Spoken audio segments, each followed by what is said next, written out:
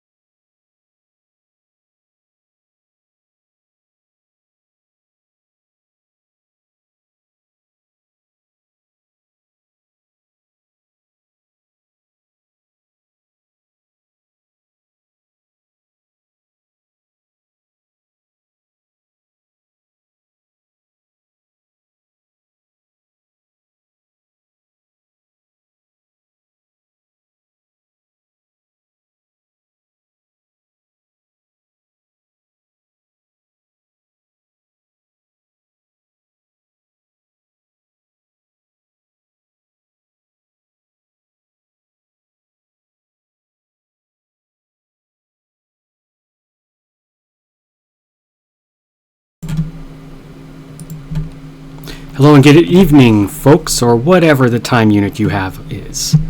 We are here live on Tatooine with our friend Kay Voss, who is, to be blunt, something of an outlaw. And Kay Voss apparently has an axolotl vermin with them, but we'll learn a little bit more about that in the course of our adventure. I also want to introduce you to someone who is near and dear to my heart, a person that I know pretty well, and then I'll introduce myself. This is Real Iores, coming at you live from Wanda, my jalopy. I just came back from Katahdin, and this is a beautiful, beautiful Katahdin Island tea. Tea is a weird thing that they have over there, and I notice you're all thinking about my accent, because I look mid-rim, but I sound core. Let me tell you, one of two things happened here. Either I'm from the core, and you should give me respect, or I've spent hours and hours and hours in front of a mirror practicing my core world accent. What do you think? That's what I thought.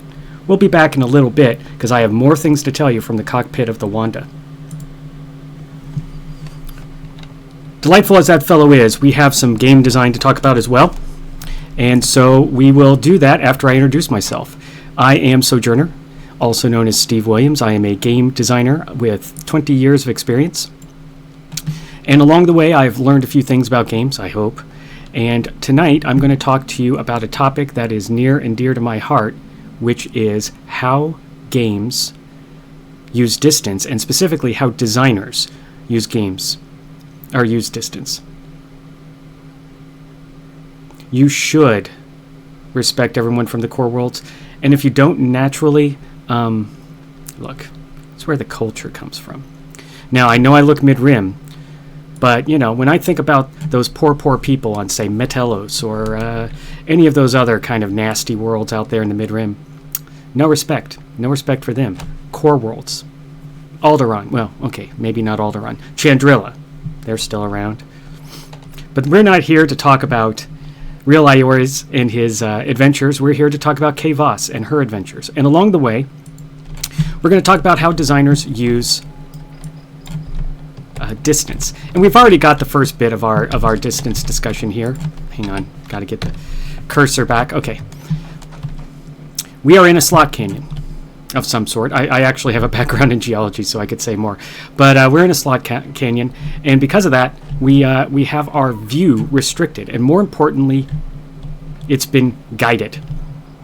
And so this is one of the many things we're going to talk about. But we're going to start with movement and traversal. Ready next? And our adorable little axolotl friend. He'll hang on, don't worry. Do not be afraid. Not for that little one. So I'm on a space bike, space motor bike. It's called a speeder. It's not a swoop. It's way too safe for a swoop. Real Iores knows about swoops. On this bike, this is a different modality, right, than walking around.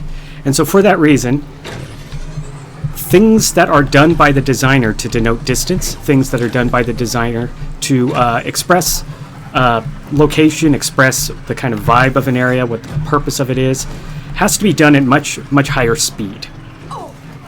And so when we talk about fidelity, which you always should when you're talking about distance, fidelity is all about how much can you see in the distance. Well, in this case, distance fidelity is about how much can you see in the distance based upon your modality, which is which way you're moving, how you're moving, and your circumstance. So for instance, if I'm on a space speeder bike, I have a different expectation, and it has different properties than if I'm walking around, running around.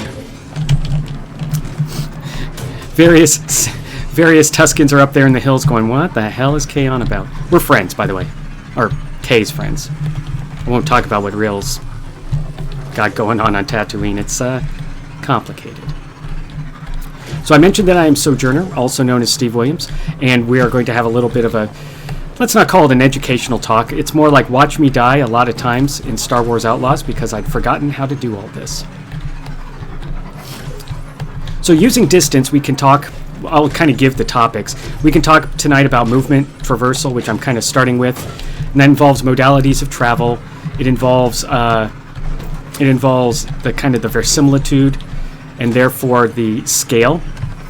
Does this distance to that space house over there make sense from how far it looks from me, considering I'm on a space bike moving very quickly?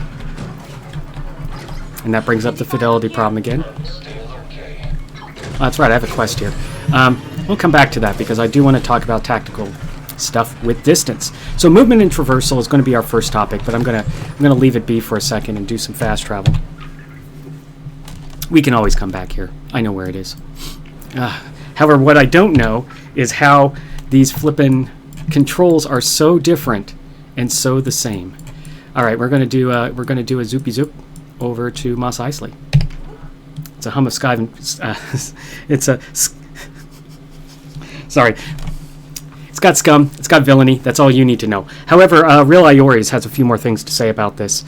He has been around.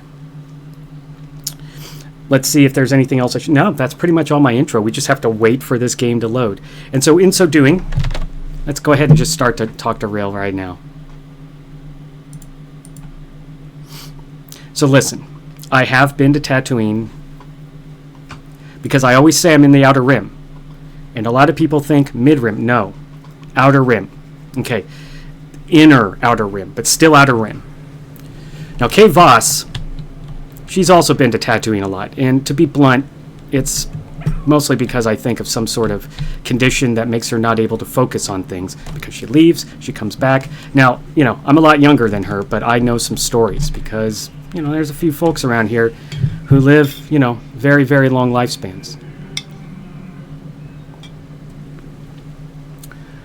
That said, Kay is going to experience a lot of things that I experienced when I was first there, because it's in the real Outer Rim, and I've been there. And the main thing she's going to experience is the incredible amount of thirst that is presented, and the way that these distances with the light, with the dark, are causing her to want a delicious Dublar ale. Now, I know a lot of you were thinking, Real Iores, isn't that the guy who is the spokesperson for Dublar ale? And it is. Now, let's not get into what my day job is, though we probably will. Let's talk about Dublar ale. Dublar ale is the most refreshing ale, and it is available all throughout the inner Outer Rim, and a lot of the mid-rim. Not that I've been there. Now, you're also thinking, Real Iores, didn't you branch out into wine recently? And oh, yes. We've got Dublar wine. It's a varietal called Copal wine. It's delicious. It will let you move forward in time. I'll be back to tell you all a little bit more about Kay Voss and how we Outer Rim people get along with all that. Or I might, if I can, I might end up on camera all night. I had this problem before. Tap, tap, tap, tap, tap. All right, so sometimes when an Ubisoft game wants to be an Ubisoft game, it sticks me on camera. So I guess we're not going to get the Stevatar tonight. We're not going to get my PNG tuber. We're just going to get real Iores all night, which is fine. He paid an actual Beskar to be on tonight. Now, it weighs about a gram, and it sounds like plastic when I drop it, but I am absolutely certain that this guy is up on the up and up. So let's leave aside Sojourner and real Iores. I guess I'm just going to stick with real Iores. Because curse you, Streamlabs. Okay. All right. Back into character. Character is easy.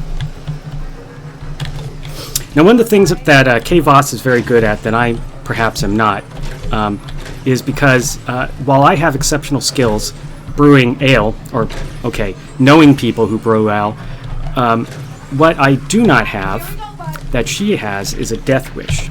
So while I'm brewing excellent ale and, you know, copal wine that allows you to move forward in time, Kay Voss has different skills, and one of them is remembering the key bindings. And so one of the things we're going to watch, at least from the legends I've heard, because remember I'm a lot younger than her, is she's a crack shot. Crack shot at what?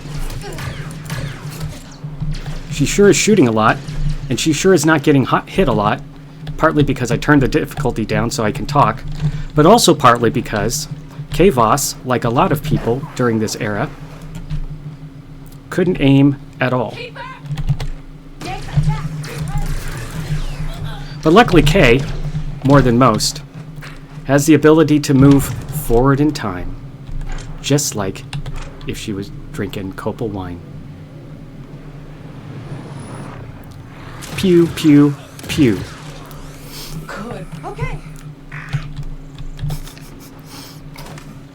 Everyone wishes they have a Nyx, despite being a axolotl out of the water.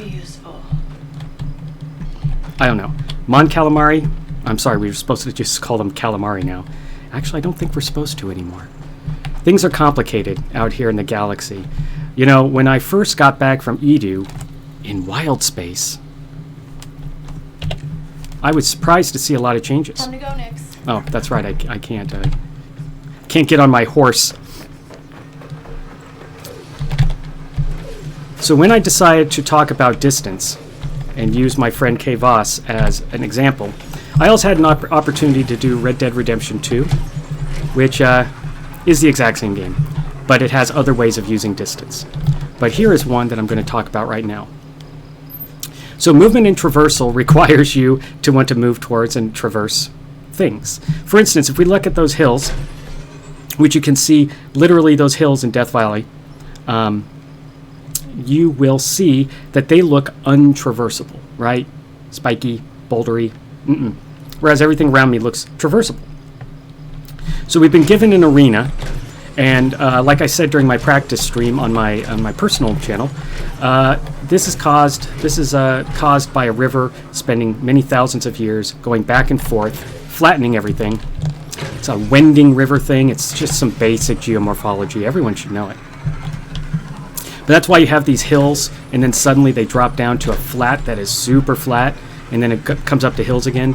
You can imagine a little creek that's somewhere around here, I'm sure. I mean, they got grass. There's got to be water. So let's talk a little bit again. When we talk about moving towards something, we'll talk about lines of desire in a second, but we can look at things that tell us where to go. For instance, that's a sandcrawler over there, piece of terrible mining machinery. You know, they have those on Katata, but they're pleasure subs, because it's a pleasure planet. We need things to point towards. And despite this sandstorm, which I've been told by a child is very, very dangerous. Look, when I was on Tatooine, every day was a sandstorm. I don't know what that kid was on about. But this sandcrawler, and now that we're in a sandstorm, even more so, we can see that there's the famous crashed spaceship. We can see that there is what literally looks like a castle temple thing from Conan the Barbarian movie, one of the greats. We can see that there's a happy little Bulby house. We can see that there's another Bulby thing. All these things are either places we can go or references we can use. And these are called POIs. They're also known as weenies, if you have ever worked for the Disney parks. I've just known someone who's worked for the Disney parks, and that's not the light cosplay speaking. So because these POIs are there, we also start to get a sense of distance. And specifically, we get a sense that when I'm at speed, we have some sort of markers to parallax against each other to give me a sense of how fast I'm moving. I also have things to dodge that also give me a sense of how fast I'm moving. And when I go into super speed mode, the game does things to my visual system, to the camera system, that lets me know that I'm moving super fast. All of these things, in addition to being in a different modality,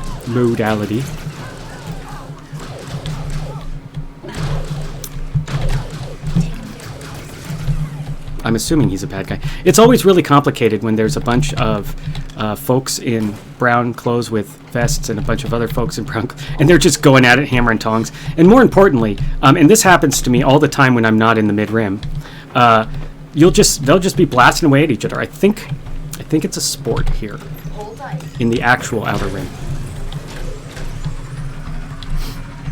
We have sandcrawler tracks. They're a great way for leading us somewhere from place to place. And they don't even have, as you see, they don't even have to finish the job. They just need to get you to where you want to go. Now let's talk really quickly about lines of desire, and then I'm actually going to go get in some trouble. So no matter what your modality is of movement, and this game actually has a few. We're going to get into a spaceship, the huge. And by the way, Real Iori's spaceship is superior. The Wanda is superior. It has holes and dents, especially in the baffles. But you don't need baffles. All baffles do is baffle people. Lines of desire, and then we're going to get into some trouble. I would like to go there. That crash, the infamous crash spaceship. I would like to go there using the fewest moves possible. This is true in real life. This is how parks are made, like theme parks are made. What we're saying is there is a weenie over there. There's a POI. And as a player, as a human, as a person who travels, I would like to go to there. And when I do, I am expecting to find a route that is extremely straight. I would like to go as the core crow flies. Katata does not have crows. It just has beautiful islands, beautiful beaches. It's warm every day, but not too warm. And the Katata Island iced teas are on the house as long as you play in the casino or are the spokesperson for Duplar Ale. I really am. Because of these different modalities of travel, especially, I would like to go to there has a real meaning. And as it does for, if I look across, there's a bay, and I look across that bay and I see a tall building, and if I say I would like to go to there, that is my line of desire. And I'm going to look for the shortest, quickest route that is in my visual field and in my knowledge to get to there. And so this is a pretty easy one. My line of desire is to get to that spaceship and not get run over by traffic. And I'm going to find that I have very few choices I have to make. And it's a fairly quick straight line to get to there. So my line of desire matched up with the actual way that this town was built. Do you think that that's purposeful? I've been a level designer. I might know. Actually, I don't know. Sometimes it's purposeful and sometimes it's just the way the city comes together. But this sure looks purposeful. It's also kind of a famous thing. Even Real Iori, has heard a lot about that crashed spaceship. I hear more shooting. Once again, it's a pastime here. Oh, we got some of those banthas just stomping about too. Let's go get in trouble. Or sorry, let's go observe Kay get into trouble. And I want to remind you, as the spokesperson for Copal Wine and Duplar Ale, I do not condone violence against anyone who doesn't deserve it.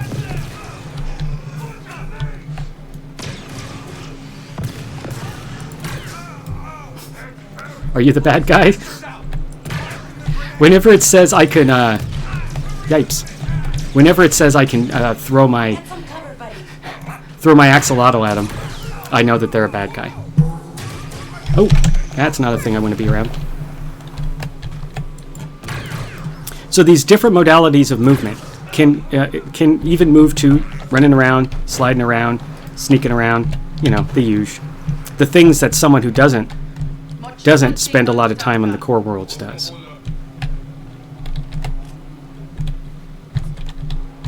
I don't even know what I just picked up. So apparently I'm back on modalities of movement. So this is very different than this, which is very different than this, which is very different than this. So a lot of games that are of this type do really well by selling you these different modalities of travel. And I've talked about Satisfactory quite a bit, where you have something like 7 different modalities of travel, and they're all awesome. Running around, zip lining, flying a jetpack, flying a electric hover pack, being on a train, being in several different kinds of sports cars, including a cyber truck that is very, very easy to destroy. All these different ways of traveling. In this game, we've got running, but you saw me doing walking, you saw me doing sneaking, you saw me doing sliding. So when we say that's the modality of ground stuff, it's kind of diverse. We got riding around on a bike, probably a little bit too much already in this stream. And we've got a spaceship, which we're going to do in just a sec. But first, let's look at a map and talk about diegetic versus UI-based movement. So I'm here in the outskirts. The crashed spaceship was in there somewhere. Where I started was over here. Sure looks like a long distance. But how I got from here to here was just through a simple AI. Simple UI. And the simple UI allowed me to fast travel. And it's not just in air quotes, it's actually the word. I'm a real game designer. So because I did that, that's not diegetic, right? It's not real. You don't feel like you have traveled. You just teleport. And you only do that when you drink Copal wine. Available throughout the mid-rim and the inner outer rim. So we have the opportunity to just drive to there, which is what we're going to do. So that is realistic, visceral stuff. But we could still use tools that are UI based, and it's the player's choice to decide if they want to do this realistic feeling thing. 3.4 kilometers is going to be a bit of a trek. In which case, if you've ever played any open world game, you know what this means. There's going to be trouble. You're going to trip over it. It's going to make this travel time even longer than just driving. See, those civilians are under attack. Should we go help? Well, real Iores would send them some Dublar ale. But Kay Voss here, she's got a lot of fire in her. Let's go there.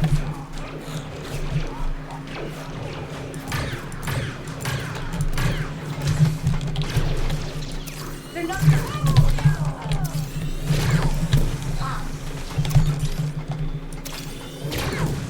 Yeah, she's not really someone that you want to mess with. As opposed to the good people of Katata, which mostly wear skimpy swimming clothing. Which I don't get. There are animals in the water. In Katata, not here. Here is just a lot of the national pastime, the planetary pastime. I actually don't know the government situation here. This looks like the kind of place with a rich, centralized government. Yipes. Yipes. That's not cool at all. All right, are we done? Can I get back to my one thing that I said I was going to do? Let's move next. Oh, look, there's more. No, let's keep shooting the bad guys. So notice some things I'm doing here. Follow my lead next. I've got some sort of, well, hang on. Copal wine time, my friends. Meanwhile, my vehicle is just kind of moving along. Moving forward in time. 25 credits. At least that's the brewer's, the vintner's suggested retail price. All right, I have done my good deed telling you about Kay Voss's obsession with doing good deeds. So you can see that this kind of diegetic, this kind of realism-based, smells right, looks right, feels right, causes us to have a different connection to distance. And our visual stuff, which I'll get to in a bit, should reinforce that, and it really does. This road is doing a good job of showing me the width, giving me a sense of scale, so that way when I'm running into folks, or when Kay's running into folks, I never run into folks. That's definitely not why both the baffles on the Wanda are damaged, as well as the last quarter plate being off. If this is a veiled reference to my actual car, Wanda the Honda, yeah, it's missing some parts. It's missing the bad parts. The good parts are still there. We love Wanda. It's a good time to check chat. Oh, that's right, I can't because I can't switch. I can't get out of full screen on this. Every single stream has a new and amazing way to be weird. So you could see my point about this natural movement where I've gone from here to here in what feels like 6 hours, when I could just fast travel to here, which I'm going to do. So this realism-based travel gives us the sense of distance and scale that we're craving. Oh. Okay, good, because I've been acting a little bit. I see the PNG tuber now. That's so weird. Oh, that's because I can't get back to Streamlabs. This is going to be interesting. I'm going to have to quit out of this game before a live audience in order to finish this stream. Or maybe I'll figure it out. So, I figured you, Somnia Mia, would have some opinions about Copal wine. I think you finally learned what it means when we say it moves you forward in time. Many people think that that's a very weird and inexplicable... Okay. Come back, I didn't mean it. Let's go. Weird and inexplicable thing about wine. You haven't drank Copal wine. So we're going to do a mission. And we're going to see the difference between this, where I have large view distances. Everything is chunky and big. Distance is conveyed not just by the little bits being close to me, which generally they turn off frequently when we do lower graphics, but also the big bits. The sense that we had of being in the slot canyon and then we have opened up, and just endless wastes over there, where likely there is a Sarlacc. Man, I got all dressed up for this one. It's okay. You saw some real Ioris. I'll still voice act him a little bit. So we have here a mission to slice into the Imperial stuff. And we're going to try to do that. So Kay Voss is not a great smuggler and sneaker arounder. And it's definitely not because of the player. But notice how everything instantly closes in on us. We still have a large window of view, but the game itself has started to focus us down to what is going to be a battle space. And a battle space is always purposeful. Presumably in real life. I haven't been in a real life battle. But in any sort of game design, when you're thinking about distance, and you're talking about tactical distance versus the strategic travel distance, or the strategic map choices, like Odyssey. There we go. Whew. So I was going to say, same company as this one. So Assassin's Creed Odyssey had these strategic things going on between armies, and it was cool. But here I'm specifically meaning the difference between traversal of large distances and traversal of what is going to be a battle space. So with any battle space, you have more information needed as you shrink down the view distance, as you shrink down where the eyes are focusing for the player, as you shrink down the opportunities to hide into something useful, as you shrink down the number of explosive barrels everywhere, which, you know, Sojourner speaking here. I've worked for several industrial facilities and factories. I've been on emergency response for them, and even the worst ones do not have large amounts of explosive materials laying around. Now, I did work for a semiconductor plant that had silane gas which is incredibly explosive if it ever touches air, like absurdly explosive. And so we had a single tank of it sitting alone in this clearing in the forest. The factory was in a forest because factories are. Yeah, it was just on this giant concrete pad, 100 feet in every, or 50 feet in every direction, was just this bare concrete. And then in the center was a tank surrounded by what can only be described as a bomb shelter-esque structure. Oh, really? Real never popped up? What a bummer. Like I said, I got all dressed up for this one and everything. At any rate, even the very worst and most dangerous stuff was never stored in any sort of dangerous way. Because who wants to be blown up? Clearly, these stormtroopers. All right, so I've lost track of the tactical situation while talking about the strategic situation. I just see that I'm very slowly being followed by this guy. Luckily, I have a tool for this. Oh! Go get him, buddy.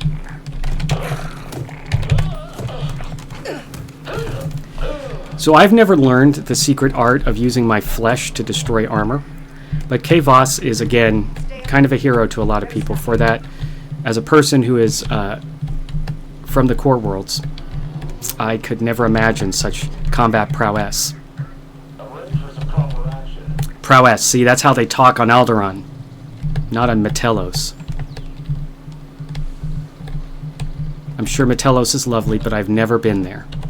That looks nice, huh, Nix? I've only ever been to nice places like Katada.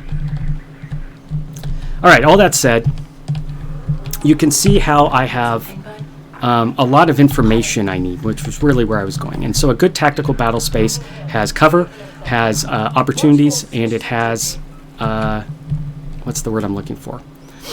And it has dangers. It has threats. The threats here are the usual threats. There's baddies. I don't want to be seen by them. Nix, snatch that. Well, I do have some tools. I have my axolotl Nix here, who, okay, great, who can do things like distract them. Showtime, Nix. And then if they do a good enough job, I can come up behind them and karate chop them. But look how this distance is so close that even a dust cloud is enough to, I'm really worried.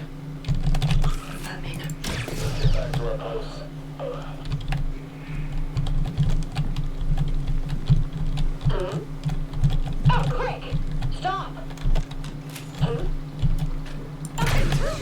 Stay sharp. The barrel!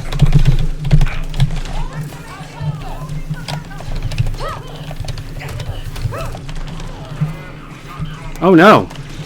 Someone's been doing crimes around here. Okay, you should find out who. Let's not have my entire session be in a manhunt, which, you know, given the name, you would think that it wouldn't apply to Kay Voss.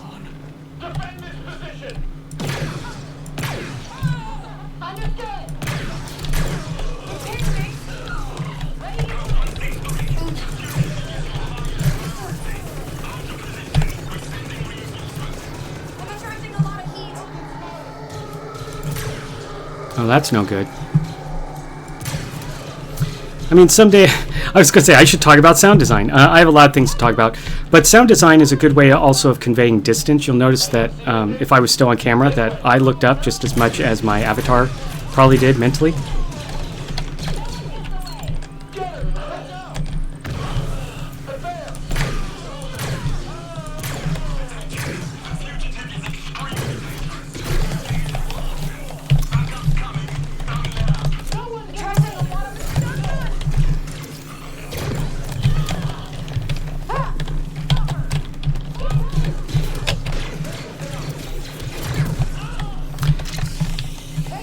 I have a weapon that requires me to at least be not at extreme close range.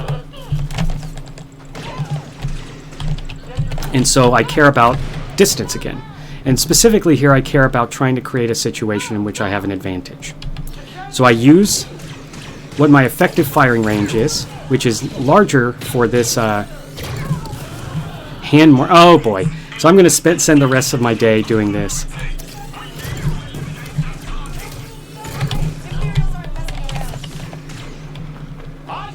Couple wine.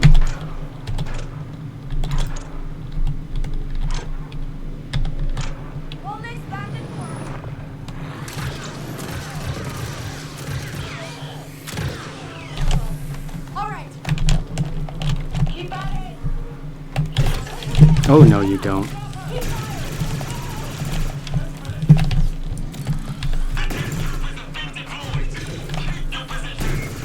Yeah, I'm not going to get out of this anytime soon, folks. So I'm going to try and talk and slay. Kay can do the slaying, I'll do the talking. So what I was talking about is the use of distance to make a battle space something that is useful. Oh, contract item, good. The whole reason why I'm here.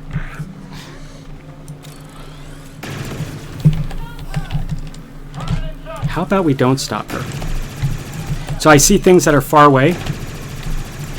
I see things that are close. If I wanted cover, I would have to ditch this gun. But maybe I do want cover.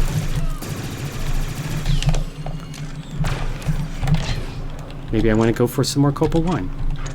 Makes you move forward in time. Just going to blow up the blow-uppables. This is why you don't store these things in an industrial facility. That worked. This could do some damage. I mean, you wouldn't know, Kay. You're terrible with weapons. As terrible as I am, because let me tell you, Real Iores never gets into trouble. Certainly not in all his activities. Will you come back? I thought they got rid of this bug a long time ago. Okay, so now we have a new mission. We need to navigate 3 kilometers without using fast travel to that red thing. It's where the death troopers are.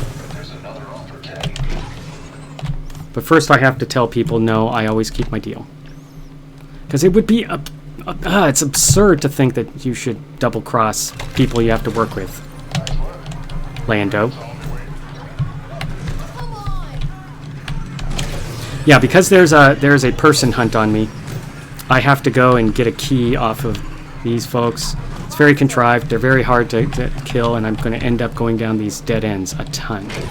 But we can talk about a couple other things.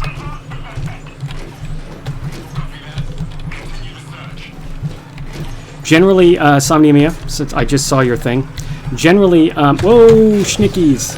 That's going to end in tears. If not in tears, then at least in inconvenience. Well. Oh, hello, Stormtroopers. I'm TVs, or Holovisions, Real Iores. You may have seen me in Duplar Ale commercials throughout the mid-rim and the inner-outer rim. Again? Yes, again. So I'm trying to find my way to this thing. But notice how I'm trying to use the best cues.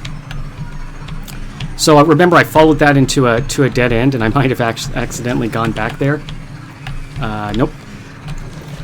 This is... Oh, yeah, there's that dead end spot. Yipes and Ellie. So what I'm trying to use is the visual cues put down by the designers.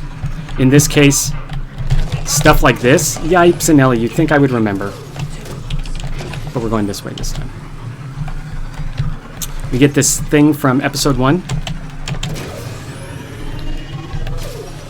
Jump my way right over some stormtroopers. That felt good.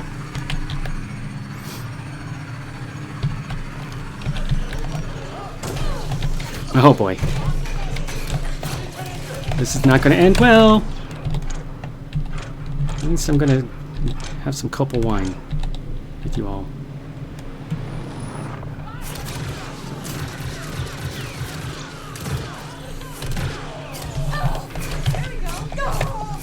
Yeah, I wasn't gonna get too far. This is a great time for me to switch back to my notes subtly without anyone noticing because the camera's not on. So I talked a little bit about landmarks and beacons. I talked a little bit about draw distance and details. So details are important when they're close in a short range battle space, like we saw me get that thing.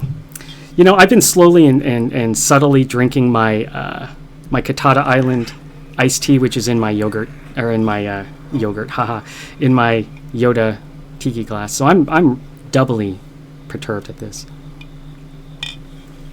It's okay. You're here to see my PNG tuber, not me. I keep dreaming and hoping that I would get that Alt tab to work. The Windows key didn't do it either. So I'm going to move on from, because we talked a little bit about view distance, so I'm going to move on from there to navigation and wayfinding. In order to do that, let's get away from these Imperials. Punch it. We're going to go into space. Maybe, if we can get there. Okay, first off, let's take a look at what just happened with the map, because this gives us all the clues we need about distance. So we have here a lot of Tatooine. And by a lot, I mean some Tatooine. We've got some major landmarks that if you're a movie nerd, or a book nerd, or just any sort of nerd you know about. And the point of all this is now we've got a real sense of scale. We've gone only from here to here. That's all we've done. And then some riding around for some foolishness. But and now we're over here because we died. So this is a very short distance, especially when we think about space. Whoops, stepped on my thing. So space also has stuff in it. Tatooine has the least stuff in space, but we'll fly around a little bit and talk a little bit about navigation and wayfinding. And then we have the furthest draw distance, and you can see that there is places like Kijimi, which is in the inner outer rim. I've been there.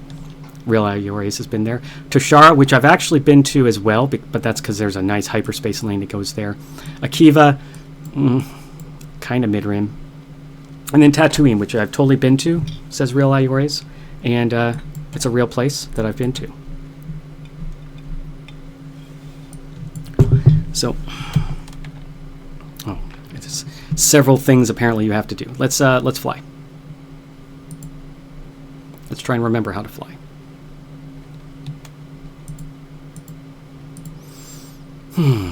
Let's try and remember how to go to space. See, that's the part where you say, I don't know how to go to space. I do not know how to operate this machinery. Let's go somewhere else then. Let's go to Toshara. I understand that there's stuff to do here.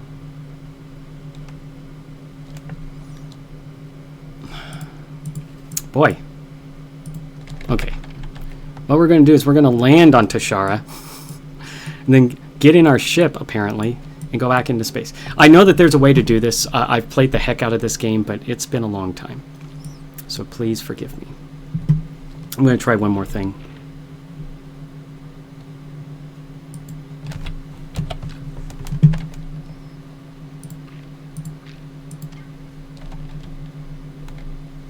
But I cannot fast travel to there. Okay. So I'm heading to the Toshal system. Maybe. And when I get there, I'm going to go to this place called Rempali Station. And along the way, there might be some shooty flying around business. If I could figure out. I might still be in trouble with the fuzz. Is that what's going on here? Shouldn't be.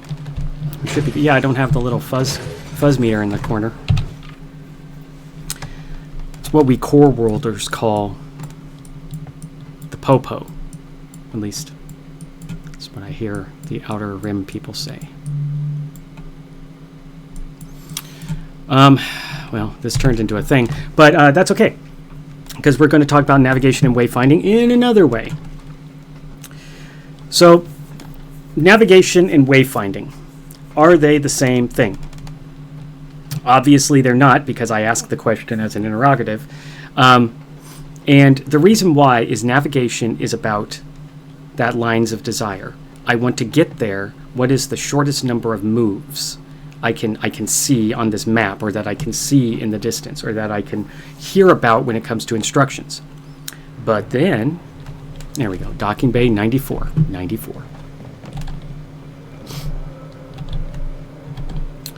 But wayfinding is what happens when I realize I have to actually get to there from where I am, which is very different Very different than just looking at a building in the distance.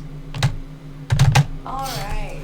Let's So go while Kate deep. preps us for launch, how have we already seen navigation versus wayfinding? When I brought up the map and then clicked fast travel, that was wayfinding. Really lame wayfinding, but I was using the tools at my disposal to navigate to where I want, or to find my way to where I have navigated to. It really does. Yes. I see Kay sprung for the barium thrusters. Very smart. You definitely want to be seen when you're in a combat zone. So let's take a look at this potential combat zone. Oh, I'm in Tatooine orbit, so there's not much here. Let's go flying over there.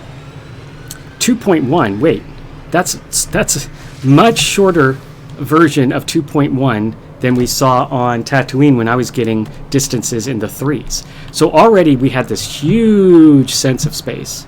Huge sense of space. It's space. It's very big. And yet the actual distance my ship traversed was much, much shorter. Much shorter than what we saw in the video game. So part of this is because wayfinding and navigation are the same thing here. I would like to go to there. I can fly straight at it until such time as I am there. And these very interesting debris fields, I guess, are part of how you create that sense of space, but also how you create tactical areas and places to explore and find things. But all the time, this stuff looks really far away, and this stuff looks like it would take me. It looks like it would take me forever to get to Tatooine from here, and it helps because things aren't getting big very fast. But as I just explained, we didn't go very far in game units to get to here. So now we're going to go somewhere else. Now that I've got control of my ship again, we're going to go to Toshal.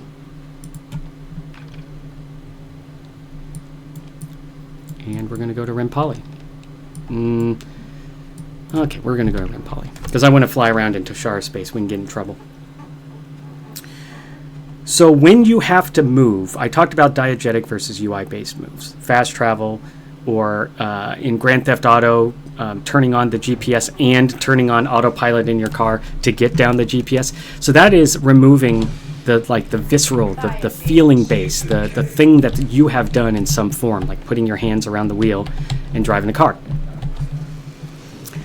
So the difference between that visceral, it feels real. Yeah. This client could be dangerous. Yeah, this is like the DLC thing that I should probably do it when I can pay attention. I'm getting out of here. So by the way, sneak preview of where we're going. A lot of debris here.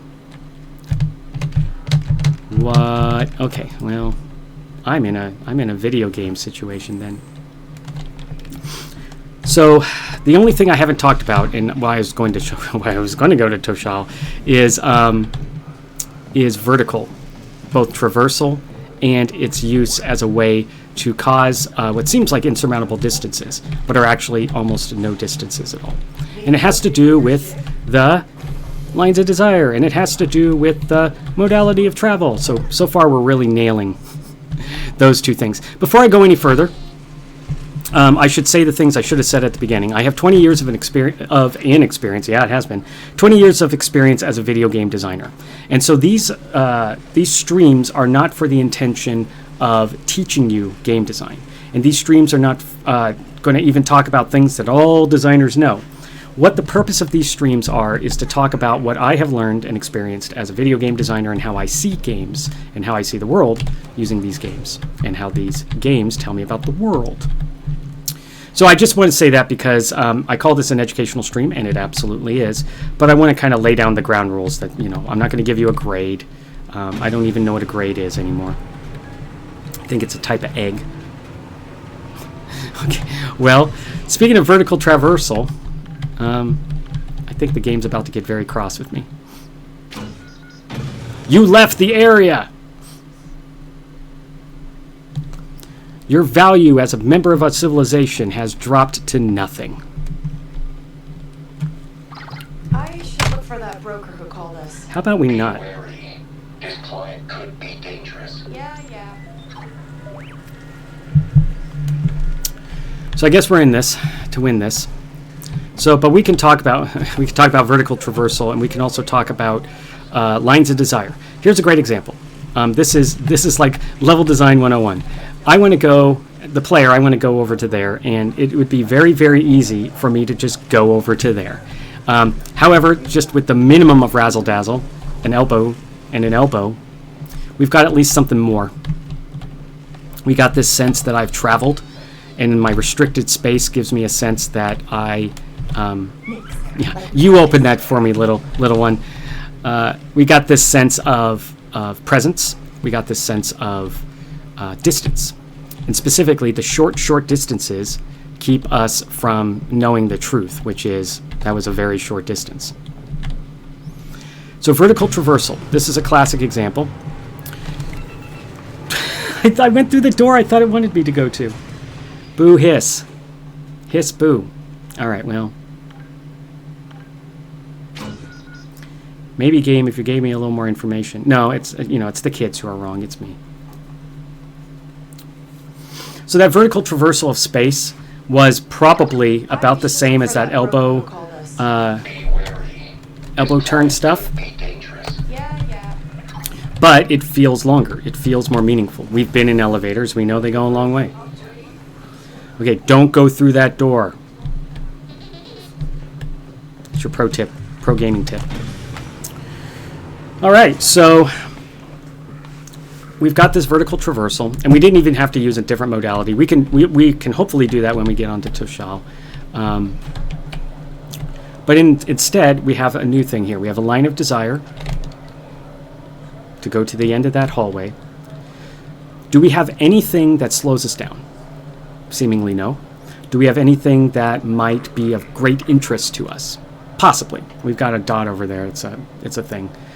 We've got interesting folks doing interesting things, including that Trandoshan.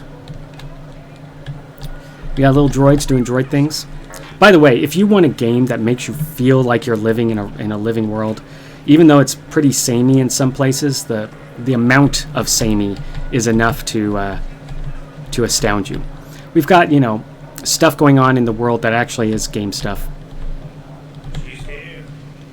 Hey! Gonna get a little story. Why not? We're a storytelling game. The big client? Yeah. This way. You gonna tell me about the job? The client? He's rich, and he asked for you specifically. Huh. Alright. When I'm flying around in the Wanda, I'm constantly getting messages like that. Big rollers wanting me to do big jobs.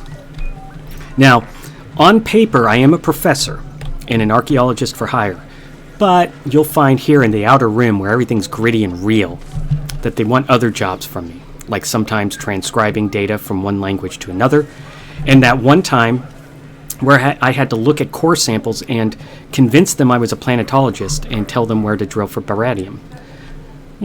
What did they know? All right, we're going to follow this fellow. First rule of game design, a quest person either needs to walk slower than you can run or faster than you can walk. Let's switch to the walk modality. No, it's not going to let me, huh? Guess because I'm on a quest. Goodbye, says the Quarren. I got Okay. a blaster, okay? Don't try anything. Dark versus light also conveys distance. I'm going in 95. Try not to die.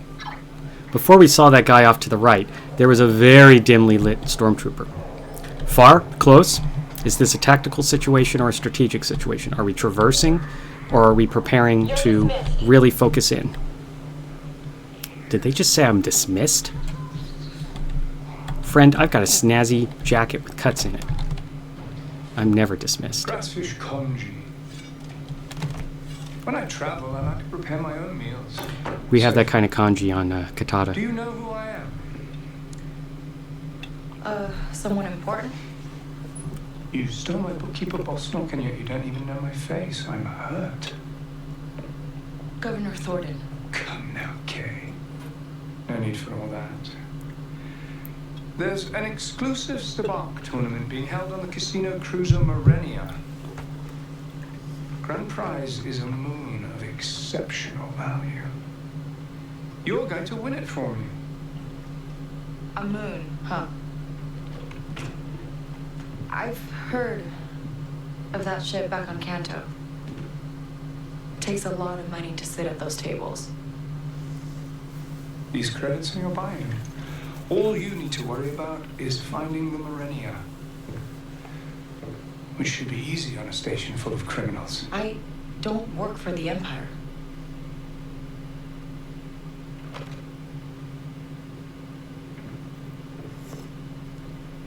I could have the entire underworld believing otherwise. Oh. Nice fake. Looks just like me. I employ the best forgers in the galaxy.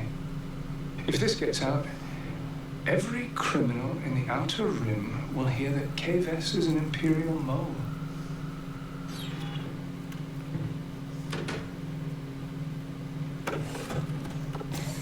And if I don't win? It's a Camptono. Use your imagination. Now off you go.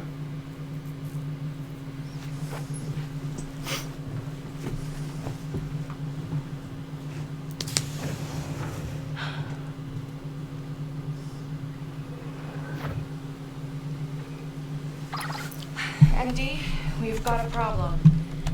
Governor Thornton has forged credentials that say I'm Imperial. That would destroy your reputation in the underworld. I know.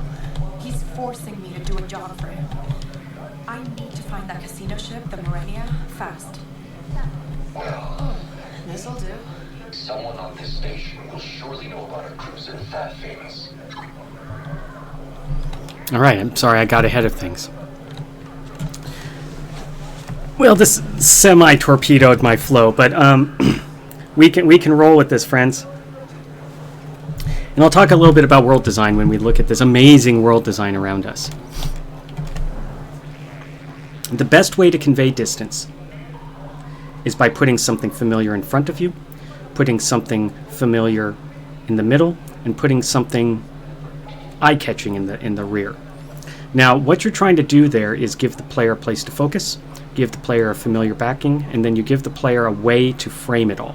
If you keep the distance interesting, in the far distance interesting, then the player can contextualize the information that you have at the front, and then the familiar backing for that. So you can think of this as a painting of, say, a bird surrounded by trees, and in the background are mountains.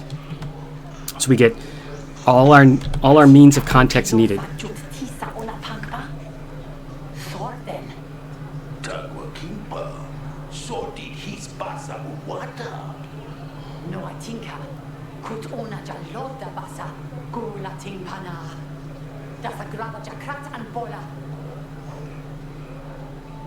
You know, I tell people I speak Huttese all the time, and they don't believe me because they think I've come from the Mid-Rim or something, even with my Core Worlds accent. However, I want to remind you all that Ayores is Huttese for stick, but it is Huttese. I know Huttese. Took a correspondence course when I was flying far away from Metelos.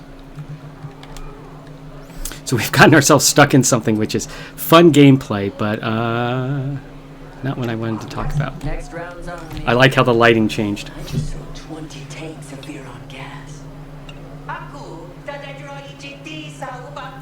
Quiet down. He's not just any droid. He's connected. Came straight from the Millennia on a resupply run. Majama Sisa. Una Bedwana. I've discovered that there's a hangar. ND5, there's a droid who works for the Morenia here. You think that's how we could find it? If we follow their shuttle out of the station? We'd have to identify it first. I'm sure they're keeping a low profile. They would have passed through the hangar bay, right? I'll try asking around there. So once again, we have a fairly straight line, and we have a very gentle curve. Now, there's technical reasons, and that was part of why I wanted to show this part a little slowly. The technical reasons have to do with draw distance and stuff like that. But you use that to your advantage to give the sense of distance without having to have it be a lot of distance and without having to have a lot of things on the screen at the same time. A big one is to change height slightly. Stairs, vertical moves.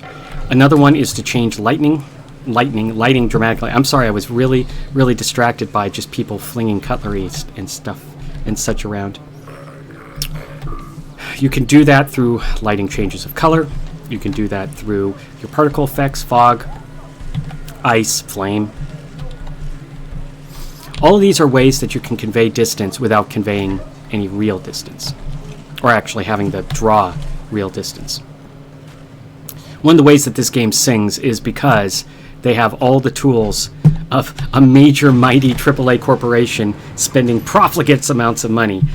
So they have all the tools to pull all these things off, to pull these senses of distance off without it feeling weird, because there's so many unique assets that are around us. But even if you have repeating assets, like the rest of us mortals who make games, you could still use these concepts. The bends, to break up that straight line, lighting changes, particles. That Morenia droid might have passed through the hangar bay. And here we are. So now I'm hunting for a droid. This, like I said, this really derailed what I was going to do, but you know, this is kind of fun. Well, we're back to listening again. Well, I don't like dealing in hyperfuel either, but she's the boss. She set up the sale. She's the one holding the evidence. If the Empire notices, she takes the fall. All right. Sounds like the head engineer selling black market hyperfuel. Try and get her data pad. See if that droid was a customer. Is this a pickpocketing thing? No. At least signs point to no. Or maybe it is. We'll find out. Never seen a droid with that kind of cash. You shouldn't see droids with any cash. They're mindless automata. And if you see a droid carrying around cash, probably should mind wipe that droid. Anyone from the core worlds who has dallied in the Outer Rim, like me, knows that.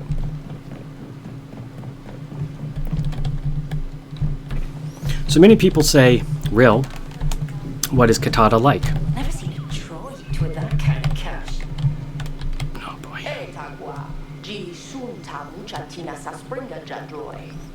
I'm all like, this is exciting, I get to hear a story. But We're still shelling out Nutri-Slabs. Conchi Sadiga Bola. Up to the refueling bay. And you're helping me load them up this time.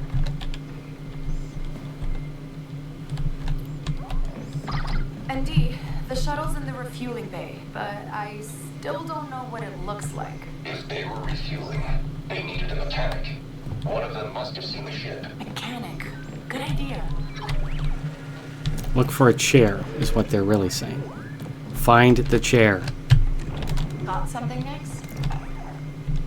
Well, do you? I mean, what sort of things interests an axolotl when you think about it? Get that hyperfuel ready, or you'll be back on the surface sifting those decapes out of the straw.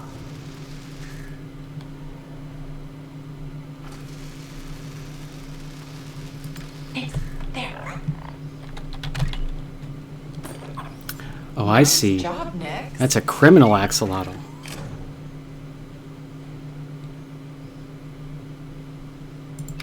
All right. We know more things.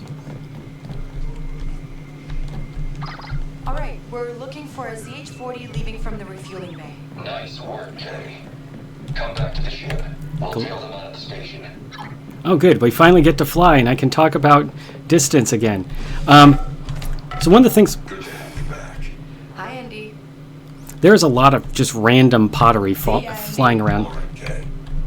I'm very suspicious of pottery all of a sudden. The Empire has a lot of means of driving people nuts.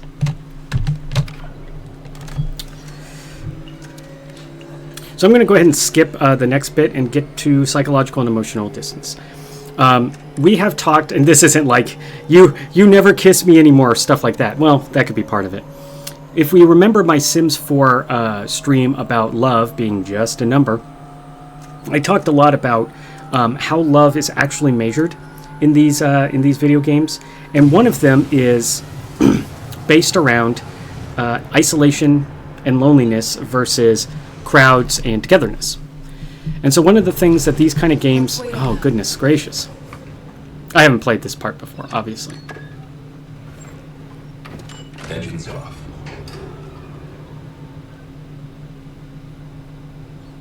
So scenes like this convey isolation, or at the very least, a lack of crowds. Even though it's a crowded space, full of crowded space stuff, space junk.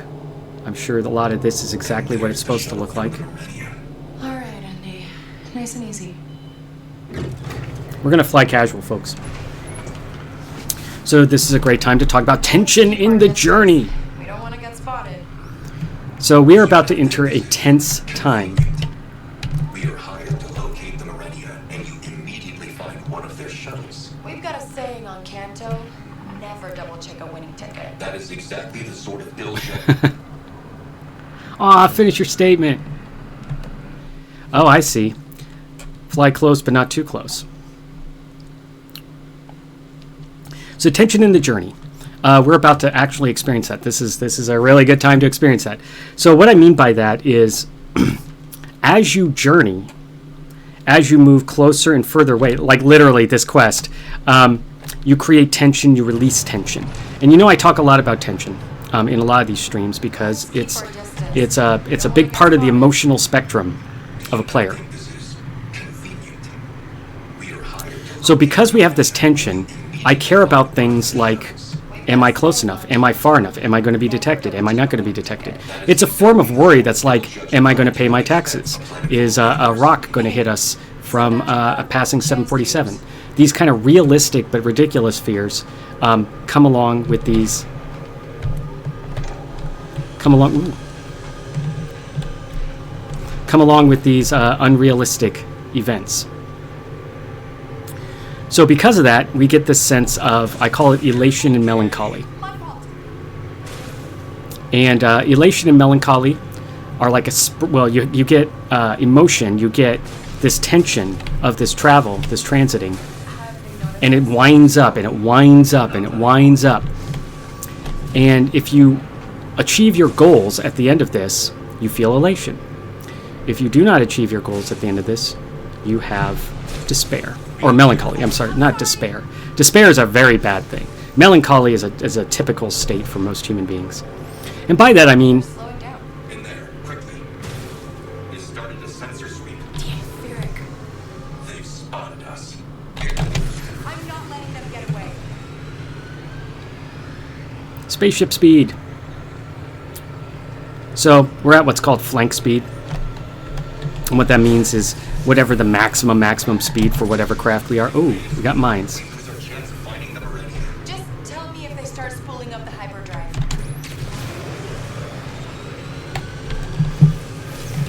How close is too close after all?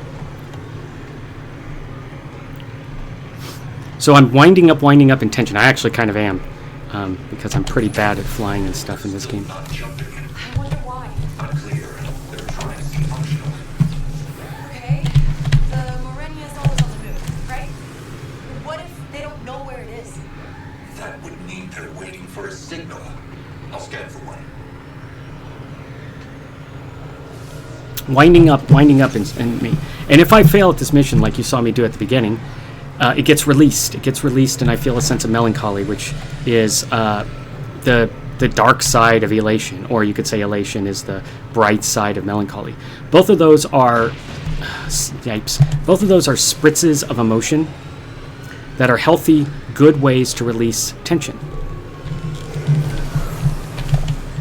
Anything?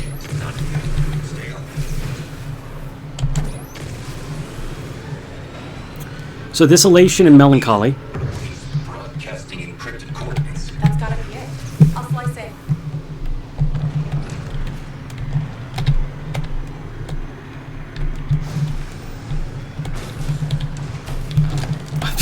Okay. It's a proximity thing.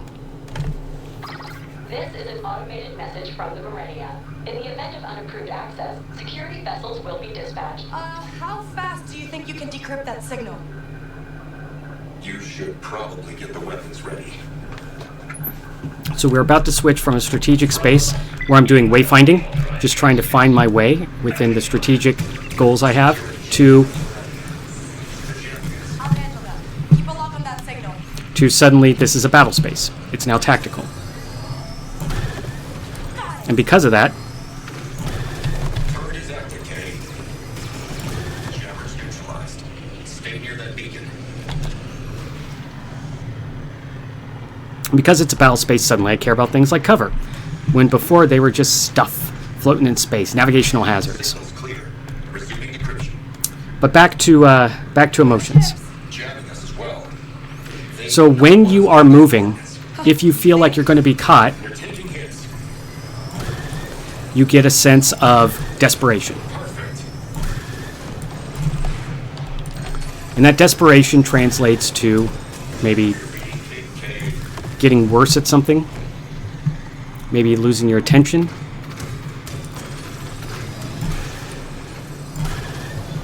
Oh, come on. Turret is ready. Good job, Buck Rogers.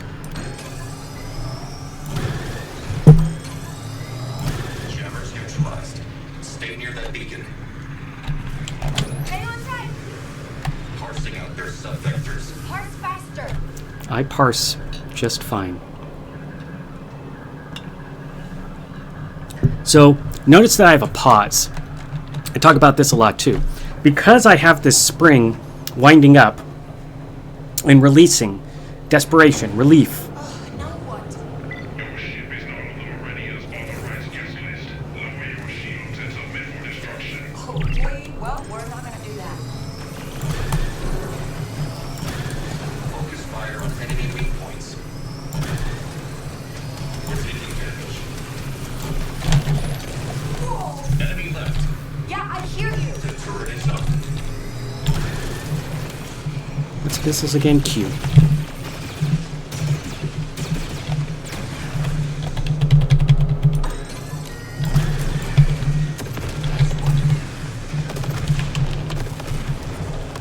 They should really keep that stuff on the inside.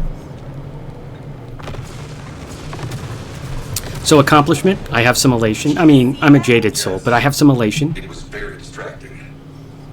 I'm narrowing in. The Marenia is somewhere in the Anowet sector. Everything's in the Anowet sector.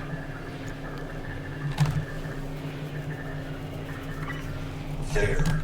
I have located the Marenia. Nice. Let's get out of here. There was loot. We're clear. The Marenia's rendezvous point is now our nav computer. We can jump whenever you're ready. What if I go back to what I wanted to do? Nope. I'm all getting all these challenges complete. Thank you, Ubi, whatever this thing is called, Ubi Connect, Ubi Plus. They've changed their names. Normally that means they've done crimes. Real Iores knows what I mean. I mean, real Duplar. I mean, real something. Let's see if I can just land or forget how the UI works in this. Okay, we're going to do the thing I was intending to do when we flew around out here. So we're just going to get into trouble. So this thing is 9.4 distance. So finally we have something that's much further away than something on the planet. And you notice that there's more traversal time. To get back to psychological and emotional impact of distance, we can have a little bit of dread. Look at this thing. This is not your typical spaceship configuration. Normally they keep all that stuff on the inside, and we don't get to see it at all. So when the insides are outside, that causes some, or at least trepidation. I don't know. Some of you are tough. Some of you are tougher than me, tougher than real Iores. Normally there's trouble to be had out here. Today is trouble-free. Because I'm live on camera, that's why. We really only have one topic left, and then I will engage in some entertaining, I hope,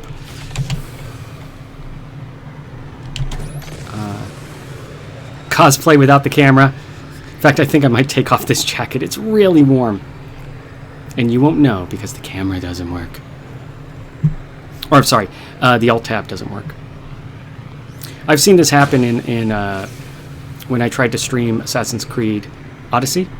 So it's definitely an Ubisoft thing. Alright, I'm not seeing the stuff I wanted to see. So, getting back to emotional and psychological impact. So we have things like trepidation. We have things like when you first see Rivendell. You know, oh, Rivendell, it's so beautiful. It's created in such a way. And the clef, the actual Riven part to get to Rivendell, is very purposeful in video games, much more so than in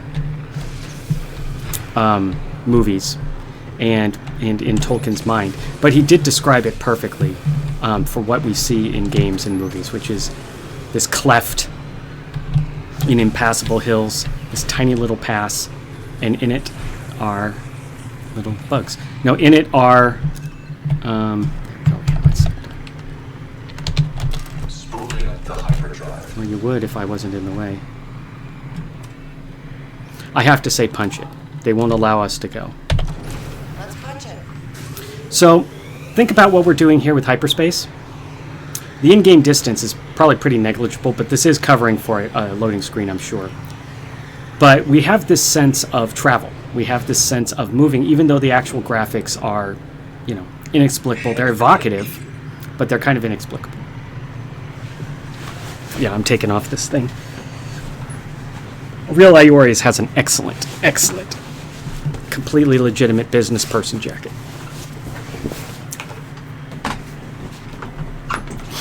So this is a lively place with huge production value.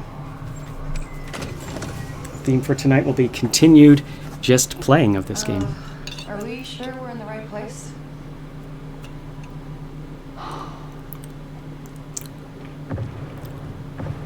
Spaceships. Which one's bigger? How do we know? Because we had that little space fighter in between us. And it filled our screen. But we had that little space fighter in between us. So that kind of occlusion, that kind of comparison of distance is one of those great ways to create that sense of, what's the word I'm looking for?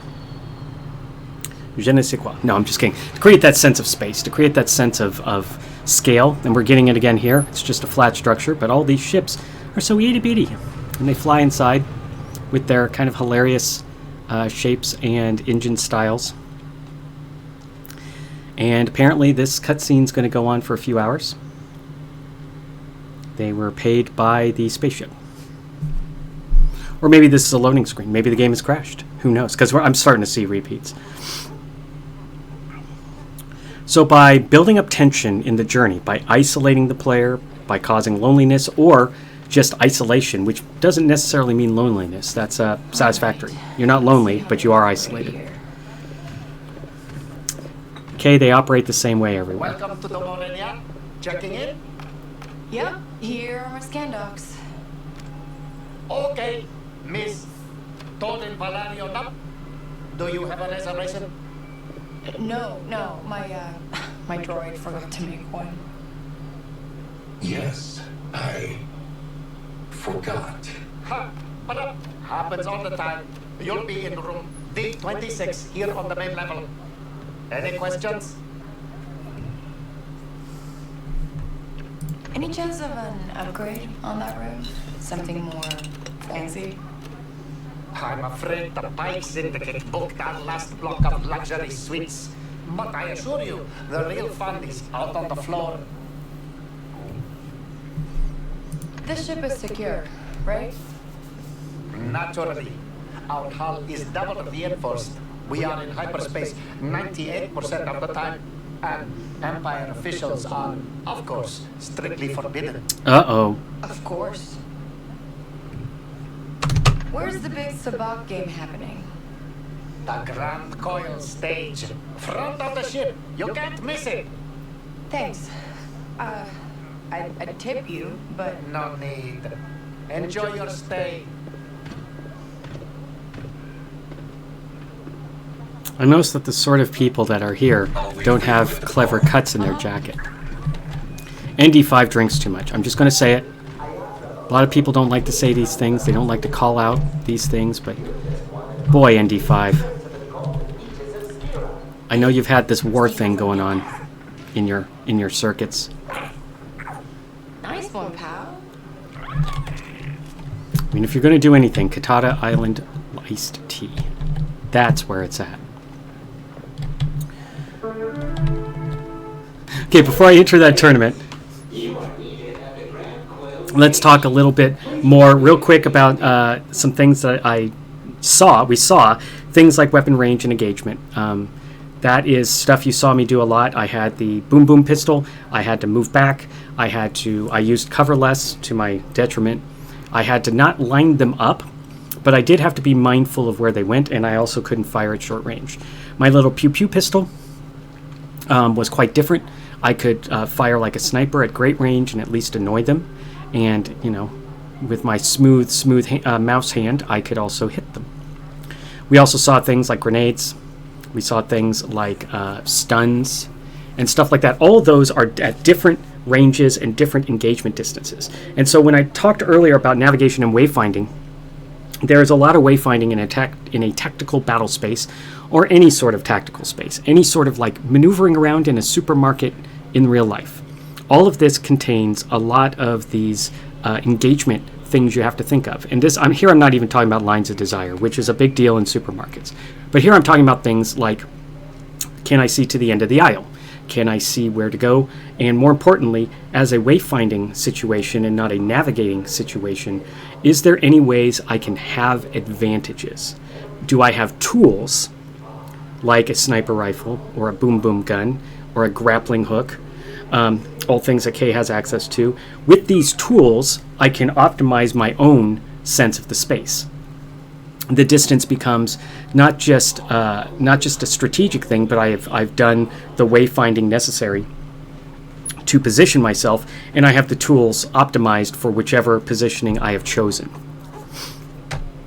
This can be a strategic thing. I mentioned that in Assassin's Creed Odyssey. They have a big strategic war that you can kind of influence, and these kind of things give you that sense of big small distance. When you play a 4X game or some sort of empire building game, the scale is gargantuan. You're looking at whole star systems as tiny little dots. You're talking about populations in the billions just, being incinerated by some ridiculous sci-fi thing. That sort of scale creates expectations in the player just as much as Kay running around in the mud getting shot at by people 5 feet away. Ichuta.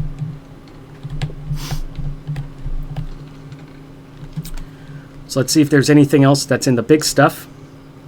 I did want to talk a little bit about fast travel in the terms of how it allows the designer to guide the player to interesting places, and more importantly, hint at interesting places. Hit that button next.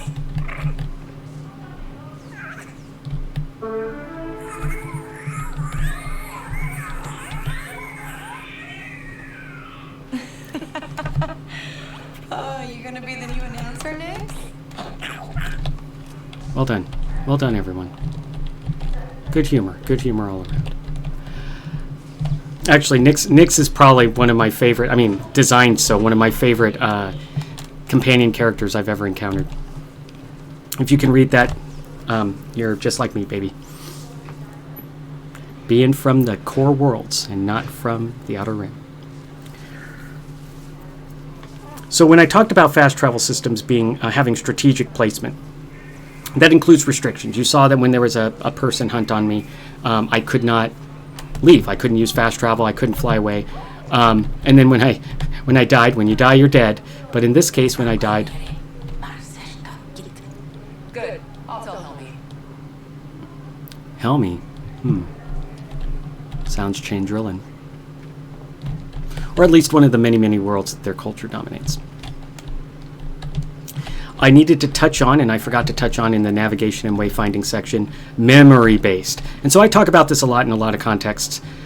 Games can take away your guns, games can take away your levels, games can take away your ability to do things, they can take away your abilities, they can take away anything after you die on a whim, but the thing that they can never ever take away from you, in fact the thing they're trying to give you, is memory.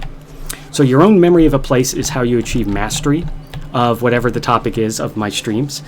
Tonight, it being distance, it's a great, obvious one. There is a maze. I know how to traverse that maze quickly. I know how to traverse that maze slowly. All of these things are in my memory.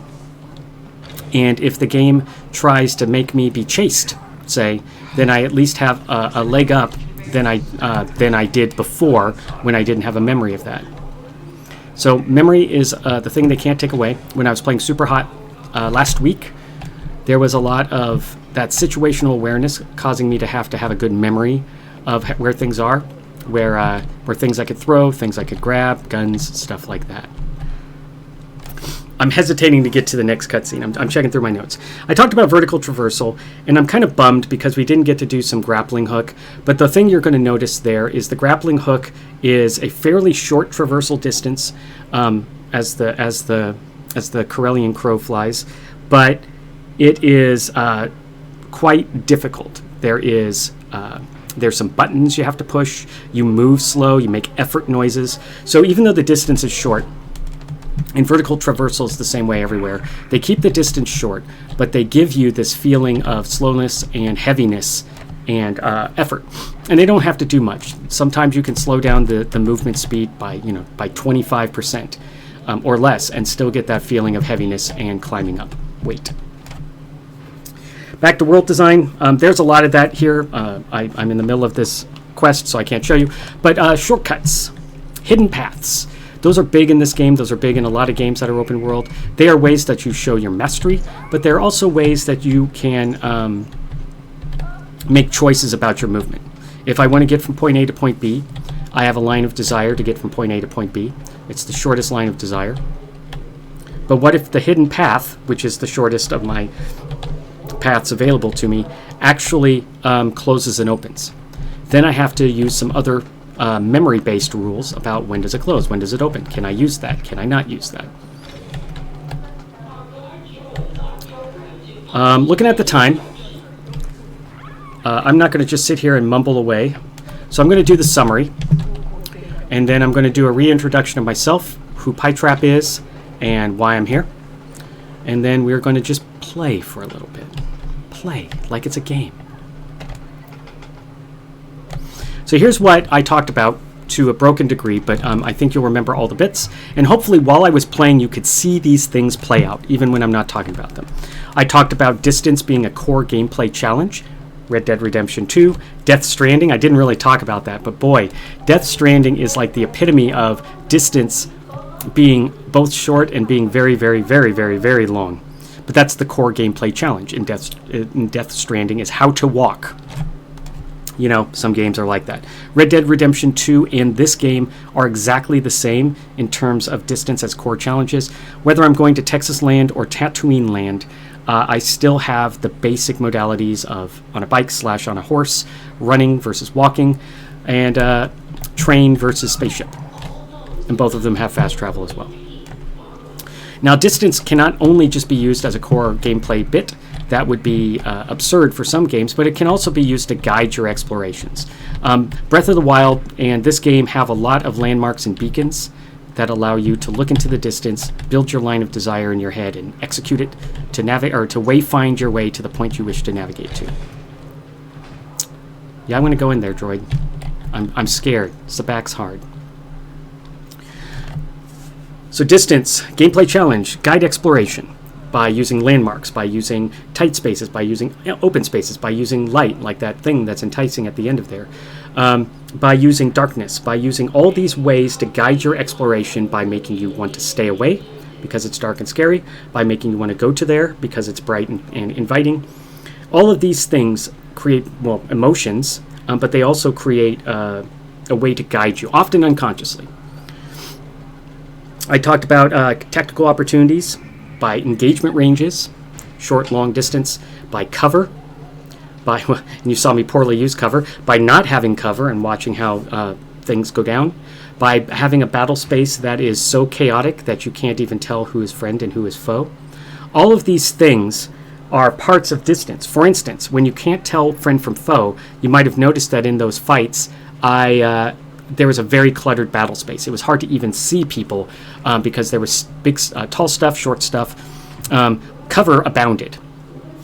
So all of that was a tactical situation in the battle space that allowed us to have difficulties in just basic things like who's my buddies and who isn't. And last but not least, we can create emotional responses from using distance. Now, we saw that from like spooky, not cool ruins and not cool space debris. And we've also seen that in when you're driving around on Tatooine, seeing cool city and stuff like that. But I want you to think about two games, Shadow of the Colossus, which is a game where distance is used twice. It's used to show you the grandeur of the Colossus just by the sheer effort to get to them on your very fast and very loyal horse. And then there's the whole process of climbing the Colossus itself and executing the final move. All of that take time, they take effort, and it's a vertical traversal, which I have just told you, feels longer, feels heavier, feels more difficult, feels like the distance is further. And by the way, if you've ever gone climbing, this is real, right? Like when you climb or go uphill in a backpacking trip, goodness, I can tell you about that. The distance seems longer. The effort seems ridiculous for the amount of distance you're getting. And climbing is that times a million. You try and climb up even a rope, and the whole time you're thinking, my arms should be as effective as my legs. I should be going 3 meters per second, just like, well, not 3 meters, 3 meter and a half per second. And you're not, right? You're creeping up there really slow. So that sort of distance also shapes how we move. It shapes how we perceive things, short, long distance, medium distance. I talked about things that are very short range should have detail and catchiness. Things that are in the middle distance should be also familiar and provide a backdrop to whatever's in the near distance. And the far distance should be framing the scene. And if not framing the scene, then by being unusual enough to create that sense of distance. Far away, pink mountains. Okay, cool. Nearby, brush, me, and a bunch of weasels in the near space. Outer Wilds, the distance as an emotional space. I talked about that a ton last week when I talked about time, but the basics of it is just getting to a place is the traversal is difficult. The lines of desire are obvious, and then you realize the planets are orbiting. And more importantly, you have this emotional response to distance because while you can contact other explorers, they are separated and isolated, but they wish to talk to each other. And that's what gives you that sense of emotional isolation. Because we wouldn't have that if we were just flying around and seeing buddies. And that's just quests on quest hubs, right? But instead, we have this thing where you talk to them and they're like, I looked through my sneakoscope and heard so-and-so play the bassoon. And, that conveys more about distance than looking through a telescope. Finally, how we form connections. So I didn't get a chance to show this or talk about this at all, but we form connections to things that we see often, and we form connections to things that either fill us with dread, elation, or melancholy, or they fill us with elation. You see a dark castle on the hill far away. We immediately attach to that. We immediately form a connection to that. And depending upon the genre, depending upon us, our vibe, etc., it could be invitingly dark and spooky, or it could be spooky, and you don't want to go there. Likewise, Rivendell's the other side of that, right? Like you see it, you have an emotional response, you perceive it differently, you form an immediate connection. That's where the elves are. The elves are problematic, but good guys. Good people. People? Yeah, good people. So, corporate gameplay challenge. RDR 2, this game, Death Stranding. Guiding exploration using landmarks, beacons, sounds, lines of desire, methods of getting there. Guiding exploration, this game especially. Tactical opportunities through engagement distance, tactical opportunities through cover, tactical opportunities through the changing AI of the opponents, which you saw. I didn't actually call it out because I was busy trying not to get shot. So that is the essences of how I wanted to talk tonight about how designers use distance. And it is ironic to me, now that I'm back in the chat room, it is ironic to me that the distance one is also the shortest one I've done. If you'd like to hear me talk a lot more about distance, by the way, check out the one called Level Design by me, Sojourner, again on the PyTrap channel. It's got a lot of the things I talked about, and I had a better visual because I didn't suddenly get sucked into a quest. I had laid out a city to exactly talk about a lot of the things I talked about here. Lines of desire, ways of bringing the eye to things, ways of causing the eye to skip over things. How do you make a POI? How does POIs compete with other POIs? All of these things are talked about in spades in my level design talk playing Dystopica. So without further ado, my camera is on, which is so funny, so I keep thinking that you could see real Iores, but you cannot. Someday you'll see real Iores. You know what, maybe I'll start doing a Star Wars game stream every so often on my personal channel. And that's a good segue before I go into just playing the game mode. Who are we? What is going on? Who am I? What is going on? My name is Sojourner. I'm also known as Steve Williams. I'm the game designer for PyTrap. PyTrap Studios is an art outsourcing and co-development studio up in Seattle, Washington, and they have a game studio, and I am their game designer. In addition to coming up, and we've frozen. Doctor, oh, we crashed right here at the very end. We'll get back. Yeah, okay, I see what happened there. All right, let's sugoi desu ne. Yipes and Ellie, I gotta fill this dead air, but I also have to actually start the game. What a conundrum. Yeah, I had forgotten to transition. And apparently I've forgotten to transition again. And I don't have my real Iores outfit on. This this has been quite a night. I'm going to switch back to my PNG tuber. Boo. I am... I'm going to keep laughing about this for days and days and days. And why are we starting in windowed mode? I certainly did not ask for that. And do I need to explicitly turn this back on to show the game? Looks like I do. Oh no, there we go. But it doesn't fit anymore because it's in weird windowed mode. Let me fix that. Faith and Bagora.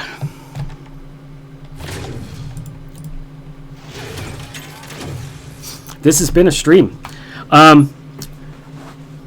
So where were we? Oh yes, who are we? PyTrap. So PyTrap Studios, we are I already talked about that, art outsourcing, co-development, game studio. I am the game designer. That's why I exist, apparently. What kind of resolution is that?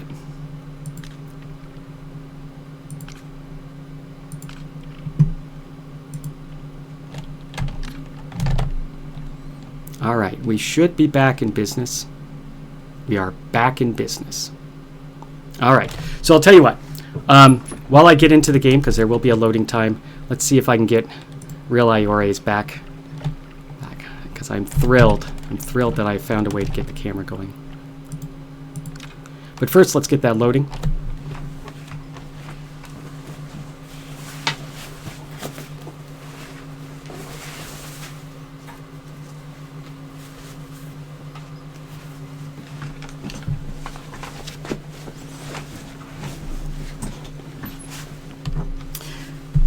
Now, when you see Rill, I want to remind you that he's quite the sports fan, but more importantly, he's a fan of anyone shorter than himself. I'll let Rill explain that one, but we'll be going live to Real Iores in presumably Katata. I'm going to make sure that this loads up properly. There's always a delay. Are you not going to let me? Alt-tab. No, you're not going to let me alt-tab. All right. I just put everything back on for Real Iores, and we're not going to get into that business, apparently. Let's see if I can do this. Nope, it explicitly says no. All right, well. Oh, well. C'est la vie, I believe, is what... Yes, I believe that this is what happens when video games be video games. This is time for me to say my typical paean to Streamlabs. My goodness. If it was not for you, I would not know what frustration is. You have given me that emotion. Thank you. Okay. Tournament players, you are needed at the Grand Coil stage. Needed. It's good to feel needed. It's what you pay for. Okay, I'm just going to stop so I can say the thing. So Pytrap Studios, their thing, we are on their channel. If you'd like to see me otherwise, and I'm only going to do one of these, no, I'm going to do 2 of these quick shout-outs to myself. I am on Twitch as well as Cloud Yeller, as in Old Man Yells at Clouds. Cloud Yeller, I do several streams a week, one every morning, one on Tuesdays and Saturdays. There's a schedule over at Cloud Yeller. And that's it. I do personal streams. I sometimes practice what I'm going to say on these. And certainly my practice run did not have any of this. But that's why we practice. And yeah. And towards the end, we'll see if we can have a talk with Real IORAs. But for now, I think we're done with how designers use distance. Whoa, Nix. The band's on top of the bar. You can go to Austin and see that. Or sorry, Ocala 5. You know, this is at Atten. I'm wondering if this is a map to at Atten. They say a moon. But what does anyone know? What does anyone know?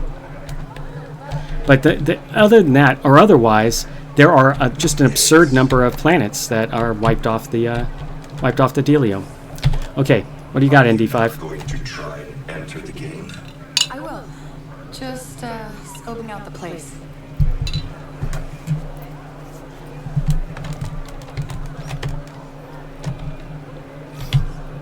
All right. So, Real IORAs played in a famous Sabacc tournament too. Oh, you don't recognize me? Gino Bata. Well, in Canto Bight, I'm like the most famous gambler. You can buy chance cubes with my face on them. You ever been to Canto? You should go. Mamanda Satahilta Wata and Gardo Jahodruda. No, go now. Okay. I guess I'll go get my invitation then. That's droid for why do I have to stand here? There are perfectly good sapients who can do this job. Aww. It actually feels good when someone talks to your pet. Or in my case, close friend. To steal an invite. How? The player list is confidential. Trust me, I grew up running scams in casinos. Nothing stays secret in a place like this. Take a look around the floor. I'll stay here and listen for gossip. Blend in with the other droids. You might want to ditch the trench coat. No. No. I'm sorry. That wasn't a step on his line. I honestly was just channeling his character there. Is now in hyperspace. No one may enter or exit until the tournament concludes. Especially not Imperial agents like Kay Vess.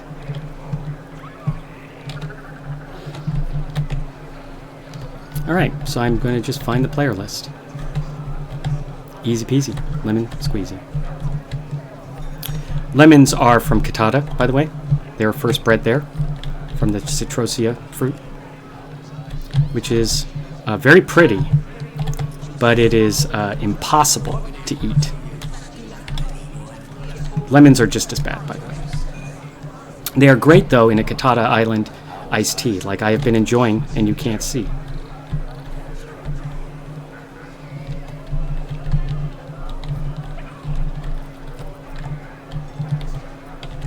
That looks nice, Onyx. It does look nice. I don't know what it is. It doesn't look like a player list, though. Oh, it's an Erodium necklace. You know, Real IORAs once sold Erodium-coated Beskar ingots. No joke. Who's playing in the tournament today? That's front desk stuff. Above my pay grade. Why? Oh, look at those mutton chops. Something like that. Freelance bookies aren't allowed on board. But between you and me, that doesn't mean you can't find one. Right. Thanks.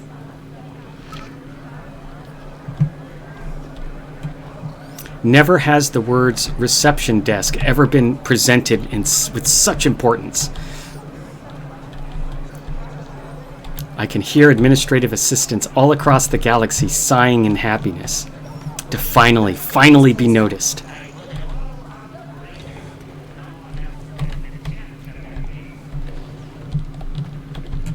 I never heard of No AT-ATN either, but I read a holo novel about it. It was about this Jedi who was very, very, very brave, and he went to this place called AT-ATN and set up a really nice neighborhood with streets that curved to help with the draw distance. And You got it. Hit the button next. let's just hit buttons.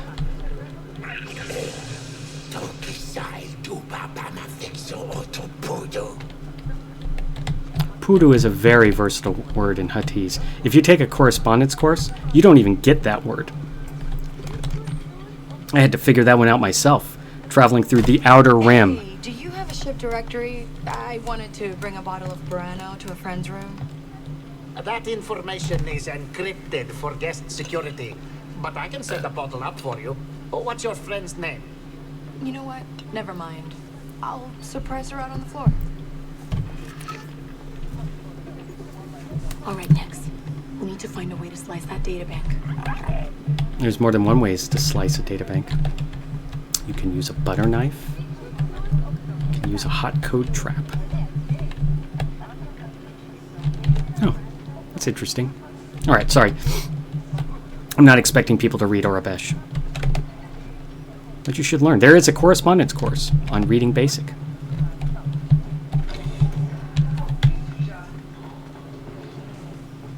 The only thing that makes me sad. Looks like the luggage conveyor is stalled again.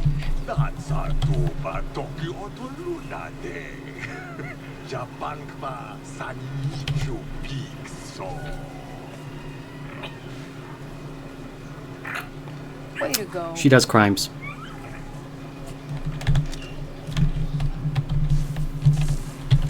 Hit that button for me, Nix.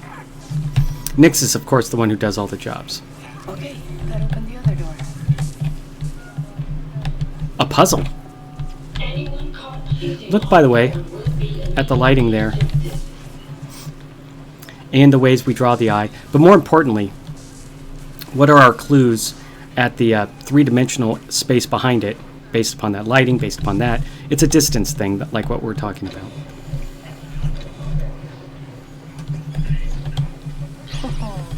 Hey, little guy.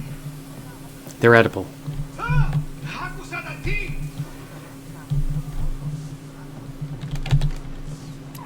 All right, time for a rhythm game, because why not?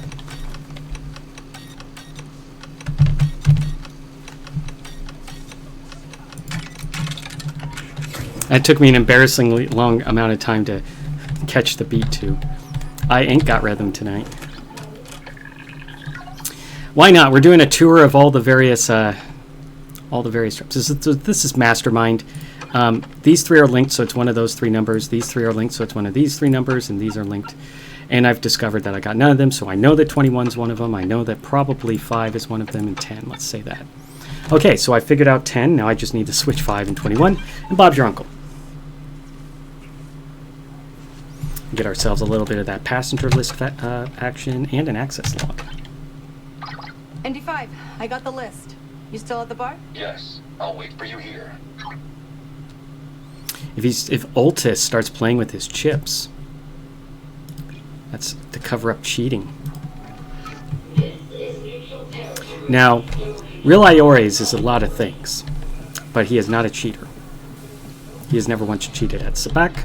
He's never once cheated at games that are not Sabak. Just not a cheater.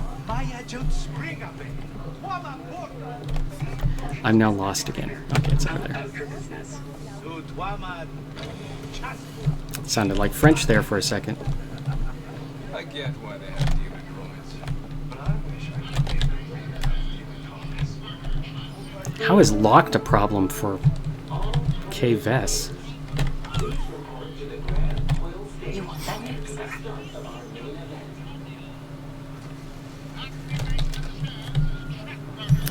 Oh, the father's disappeared, but I was going to use that as one of my other favorite ways of determining things like distance and speed, and that is slowing down animations, but having the animations be of greater stretch, greater extension, greater effort.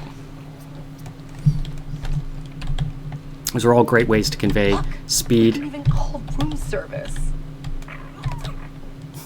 This is K5A5 with Morenia Guest Services. How may I make your stay more unforgettable? Yeah. Hi. What exactly do you do? Why, whatever you require. Food and drink delivery, Atmo replenishment, droid tuning, face mask polishing, and if your room needs cleaning, our organic staff is unparalleled in fastidiousness and scrubbing ability. Right. Got it. I'll, let you know if I make a mess. Nothing would give me more joy. That was a droid. They don't actually experience joy. Don't ever fall for it. Oh, I was hoping she'd just plop down. Ah, Cyberpunk 2077 Okay, vibes. Onyx. Someday we'll be sleeping on a bed like this every night.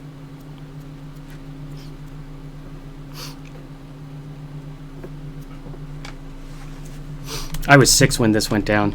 I know what happened to Kay Vess. Famous story when I was growing up. I won't spoil it for you. But she doesn't live forever, that's for sure.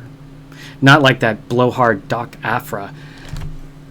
She's like in her 80s now. I don't know why she's still alive. She's really bad news for archaeologists for hire like myself. Cool, I got some gambler clothes. Let's check them out. Oops, or press the wrong button. Since I'm no longer talking about distance, might as well put on some clothes. Put that new jacket on. Yeah, we're gonna put that new jacket on. Now we're talking. Now we are talking. That's a nice one too. Is there a belt for this?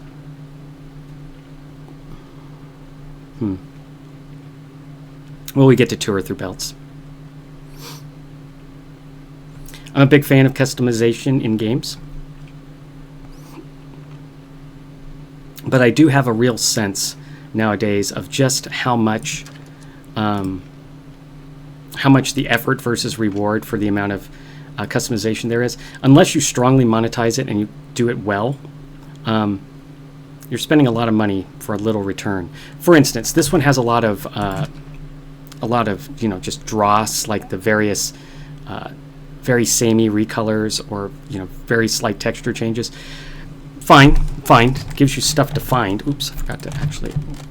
Oh wait, I did.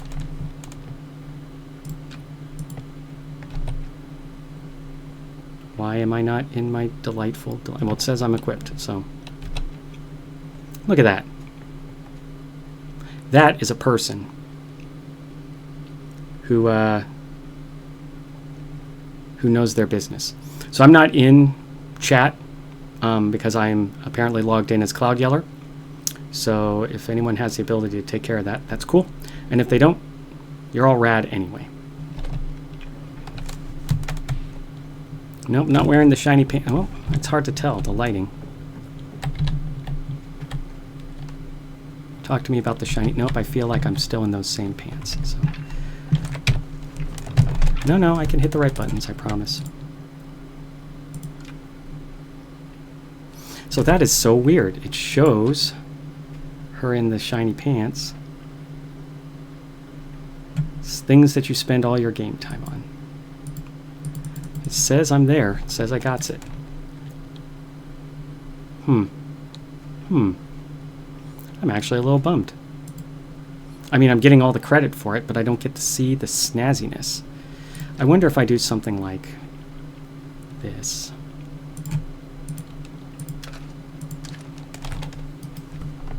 Nope. What if I did something like this? Nope, you saw it. You saw it here first, kids. Oh, that's right. We have appearances. You always must put on appearances. Oh, reset appearance. Do I have to have an appearance? Nope. Righteous. I do have a disco ball in my room, IRL. So I should fire that one up. This is excellent. This is excellent stuff, and I'm looking forward to playing this after I'm done with this Pie Trap streaming thing.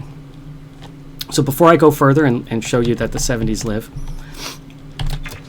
I talked a little bit about what Pie Trap's up to. I didn't talk about what my role is as the game designer for the studio. We are making a game called Forge Friends. It is a game built around really close companionships with a number of really cool companions in a visual novel format. It has gardening and crafting that are used from loot that you gather through real-life healthful walking. So you walk every day, or walk whenevs, and you get loot, which you can use to do gardening, you can use to do crafting eventually, and woo or befriend or frenemy the various companions. So I don't want to say too much more, but as the game designer, and more importantly with my background of game economies, game balance, and systems design, you can imagine that I am in charge of the gardening and crafting section. Also putting it all together, monetization, stuff like that. So it's a pretty chunky, interesting game. You can check us out at the Forge Friends Discord server. Just type that in. You'll get there. Let's see, what else do we have so I don't spin around all day. I told you that I am Cloud Yeller elsewhere, and I do a bunch of streams every week. I'm not going to get too self-promoty, but go to Cloud Yeller on Twitch. You should be my follower. You should be my follower. Sorry, I'm starting a cult. This has nothing to do with Twitch. I've talked about Pie Trap, so now I get to do the thank yous, and then we'll play this out with whatever happens. I want to thank Pri and Chris, the founders of The Feast, the ones who run Pie Trap, hired me to be their awesome game designer, and gave me opportunity to get onto this channel with more than 20 followers to talk a little bit about game design, often in a much better way than this. I'm just joking. I think we got through a lot of stuff. We saw a lot of good stuff. And more importantly, I'm hoping that you thought about games and how distance is used just by watching me play this game and the ways in which I do it. I also want to thank the Radical writers and other artists and the rest of the staff on Forge Friends. They are rad. Recently, one of our writers, Chrissy, she started up a tarot reading stream on this channel. So if you want tarot reading, and apparently Balatro, I know all the circumstances behind it, but when I first logged in, I'm like, Balatro plus tarot reading, which, you know, goes together like chocolate and slightly different chocolate. Who else do I thank? My PNG tuber was made by our art department, Alondra. Thank you. I want to thank Somnia Mia, Ministress, who may or may not be here, but Somnia Mia and Chanel specifically, they are loyal viewers and good friends, and I appreciate them coming along for the ride. And while we travel through hyperspace, the last thing I want to say is, as Cloud Yeller, as Real Iores, as Sojourner, it doesn't matter. It gives me great joy to talk about video games, and you are invited to talk to me in any modality that you wish, including hitting me up on Cloud Yeller, hitting me up on the Forge Friends server. Hit me up if you want to talk about video games and video game design. I got a lot to say, and I will say it quite a bit if you give me an opportunity to. So, with 3 minutes left, I am going to play out a little bit, and then we'll have a little visit, if I can make it happen, with Real Iores. Actually, I just realized we don't have time to play it out, so I'll see what I can do about getting the Real Iores situation going here. Okay, I'm going to try something pretty radical.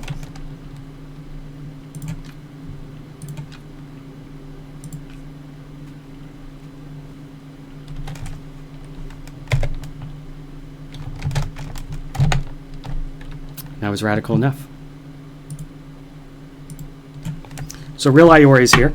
Speaking speaking to you live from Katata, not from the Midrim. This is a Core World place. And more importantly, it has excellent, excellent things to eat and drink. I recommend you have a Katata Island iced tea whenever you can. I want to remind you that I'm an archaeologist for hire. Anywhere you want to go, anywhere you want to go to find artifacts, why not just send me? Why not just send me? Finally, I want to give a shout out to those who took care of Jabba the Hutt recently. You know who you are. Thank you. These credits, thank you. And more importantly, this not at all suspiciously light Beskar ingot, thanks you. I was going to bust out the Camptono, but you know, it is what it is. The last words the last words I want to say from Real Ayores is: learn to read Aurebesh, learn your Huttese, and more importantly, be nice to anyone who gives you a drink, cleans up after you, or is not a droid. Droids are evil. They're always watching. They're always plotting. And with that, I just saw the screen. So I just realized you missed all that, but it's okay. I've been several Katata Island iced teas into this, though it's just fruit juice, so you know I'm working. But I want to remind you, and this is how I was going to close out. Credits are credits. Suspiciously light Beskar is suspiciously light Beskar. But the only thing that is real is you. I want you to continue